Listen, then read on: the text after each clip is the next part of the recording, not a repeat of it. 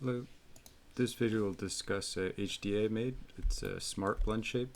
So if we look at this is the test geometry for the capybara.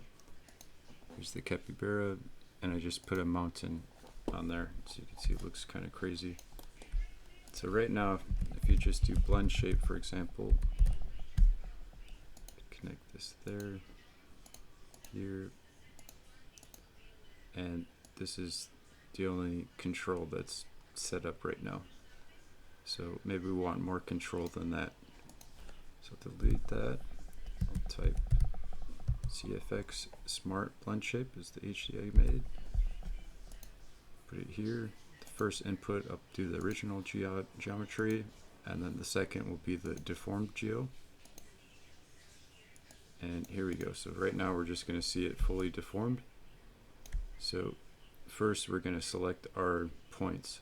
So we'll just click this. This is our original geo. Maybe I'll select just the left shoulder here. Then I'll click enter.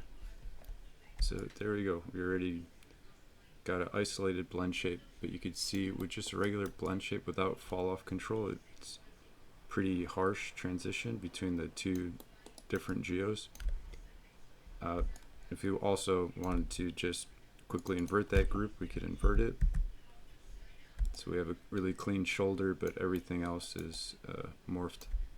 So we'll go back to the original group.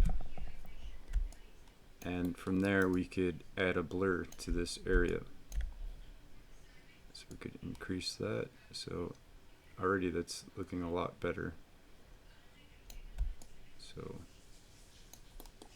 just blended that area. That's 4 iterations. Maybe I'll keep it around 8. And then after that, if you really wanted to, you could just blend shape back to the original. But we'll just keep that off. And then delta mush will add a little bit more smoothing to the deformed areas. So I'll turn on delta mush, and already it looks really good. Maybe 10 iterations is a bit much.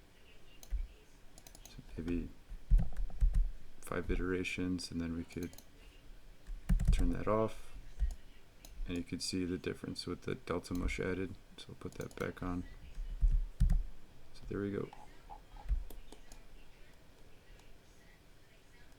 So this is the CFX smart blend shape.